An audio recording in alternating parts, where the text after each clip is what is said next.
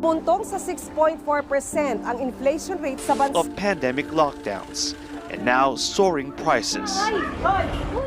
Labas ng Malacanang, 41 pesos kada kilo ang price cap. To 3.7%. Sa halagang 120 pesos, 3.7% in March sa bigas as nung rice prices Setyembre. inch closer to their highest level in 13 years.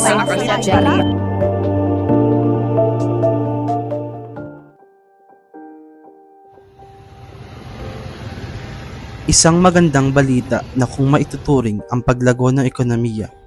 Bilang isang developing country, isang progreso ng makikita ang pagpasok ng mga oportunidad at mga kasangkapang nakatutulong sa bansa. Ngunit ang kagustuhang maging kaangat ng ibang bansa ay isang bituin, bagamat maningning, ay gano'n naman kahirap at malabong abutin. Makakasabay pa ba tayo kung ang kapalit ng pag-angat ng ekonomiya ay ang pagbagsak at lugmok na dinaranas ng mga Pilipino? Sa ating pagsisiyasat sa buhay ng mga Pilipino, ang malaking epekto ng pagbagsak ng ekonomiya ay siyang kinakaharap ng lahat. Isa sa maraming kilalang problema ng bansa ay ang pagtaas ng antas ng inflation o pagtaas ng mga bilihin sa merkado. Ayon sa Philippine Statistics Authority, ang pangkalahatang datos ng inflation ay tumaas ng 3.4% nang dumating ang Pebrero ngayong taon, mula sa 2.8% noong Enero. Kung kaya't pumapatak na ang porsyento ng inflation mula Enero hanggang Pebrero ng taong ding ito ay nasa 3.1%. May tatlong commodities na siyang nag-ambag sa pagtaas ng inflation sa bansa. Una, ang mga pagkain at ang non-alcoholic na inumin. Pangalawa, ang mga kainan o restaurant at akomodasyon. At panghuli ay ang mga pabahay, tubig, kuryente, gas at iba pang gasolina. Kung susumahin, ilan lang ang mga yan sa dahilan ng pagtaas ng inflation. Pero kung titignan ang madalas na daing ng mga Pilipino ay ang pagtaas ng bilihin lalo na sa presyo ng mga pagkain at gasolina. Sa araw-araw na takbo ng buhay, ang mga araw-araw na pangangailangan gaya ng pagkain ang siyang bumubuhay sa bawat Pilipino. Ngunit kung ang pagtaas naman ng presyo ng mga bilihin ang siyang lalong nagpapahirap sa dinaranas ng mga mamimili, ay paano pa kaya ang mga nagtitinda at pumapasada, gayon din ang bawat pamilya sa isang tahanan?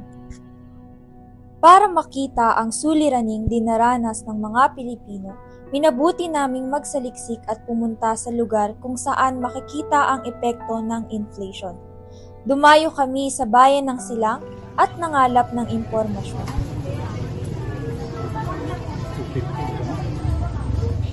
So magandang umaga po at ano pong pangalan niyo? Magandang umaga rin naman. Si Perlita Caparas.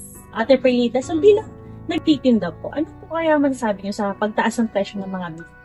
Ay nako, talagang super taas na at super hirap din sa katulad namin na ganito lang yung trabaho dahil yung bilhin ng sweldo mo hindi sapat para sa pambili ng pagkain. So, yun, doon kami talaga nahihirapan. Kaya lang, kinakaya na natin. So, paano po nakaka-apekto yung pagtaas ng presyo ng mga bilihin sa hanap buhay? Talagang napakalaki ng epekto. Kahit naman dito rin sa mga product namin iba na rin yung mga presyo kumpara mo nung dati. Kaya nga sabi ko, dapat nga yung, alam mo na yung sweldo, kailangan talaga na medyo may gano'n, may increase din kasi hindi na talaga sasapat Talagang kulang at kulang talaga para sa pamilya. Ate, ano pong pangalan nila? Rachel Paz. Ilan taon na po kayo nagtitinda ng mga gulay? Sa gulay, bago pa lang, pero mga saging, matagal na. Ano pong masasabi ninyo sa pagtaas ng presyo ng mga bilihin natin ngayon?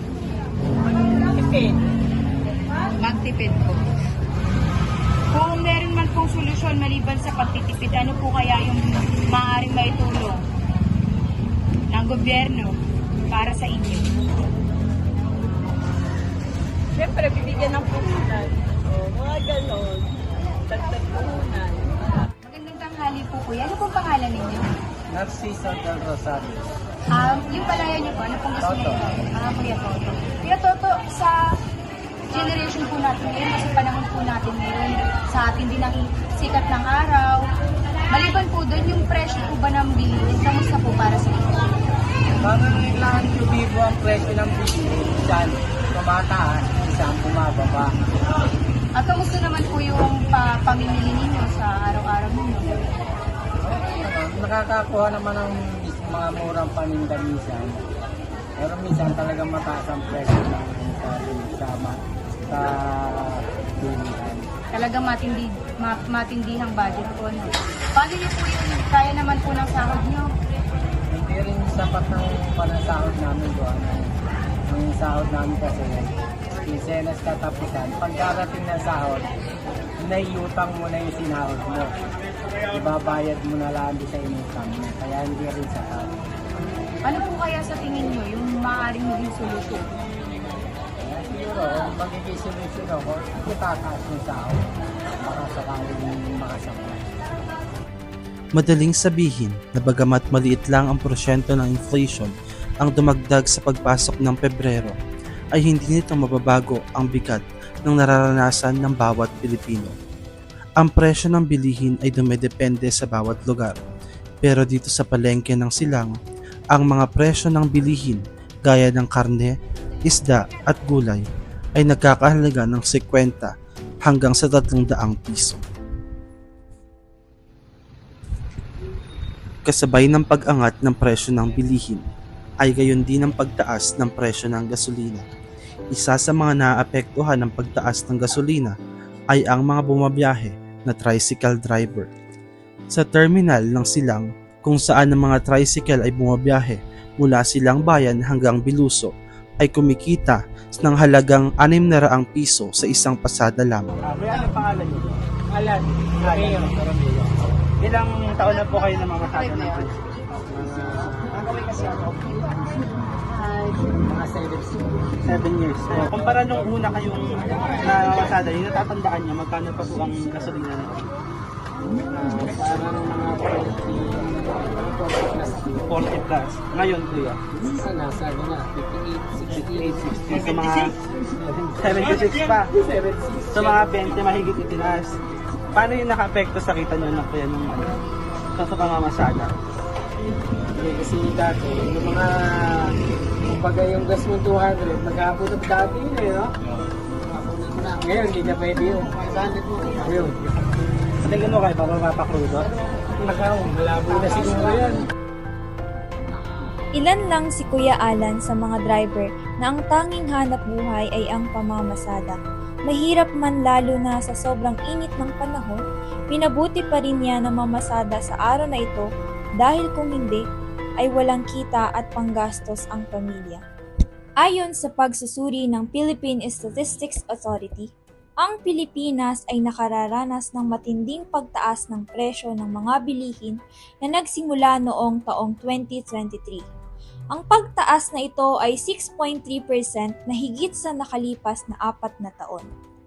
Lubos na nakababahala ang patuloy na pagtaas ng mga bilihin at ang paghina ng palitan ng salapi ng Pilipinas. Sa patuloy na kinakaharap na problema ng ating ekonomiya, patuloy na nahihirapang makasabay ito sa takbo at pag-unlad sa lahat ng antas na pang-ekonomiya at pang-edukasyon. Dahil rito, sa pagsusuri ng Rakuten Insight, 68% ng mga Pilipino ang nagsimula ng tumingin sa mga presyo ng mga bilihin dahil sa pagtaas at pagbabudget ng mga kinakailangan. Habang 36% ang mga consumer na nagpalit ng brand upang mas makatipid at mapagkasya ang budget sa pang-araw-araw na pangangailangan. Ang mga nasa laylayan ng bayan ay patuloy na pikit matang nananalig na mairaos at matapos ang dagok ng buhay na siyang bunga ng hindi magandang pamamalakad at paghawak sa takbo ng ekonomiya ng ating bansa. Ang mga dalita ay patuloy na lumulubog sa walang katapusang kahirapan, samantalang ang mga nasa rurok ay patuloy na inaabot ang tuktok. Hanggang kailan nga ba magdurusa ang ating ekonomiya? Makababangon pa nga ba Pilipinas? Hanggang dito na lamang ba? Gaano man kahirap ang buhay, ang problema sa inflation ay isa lamang sa maraming problemang kinaaharap ng bawat Pilipino.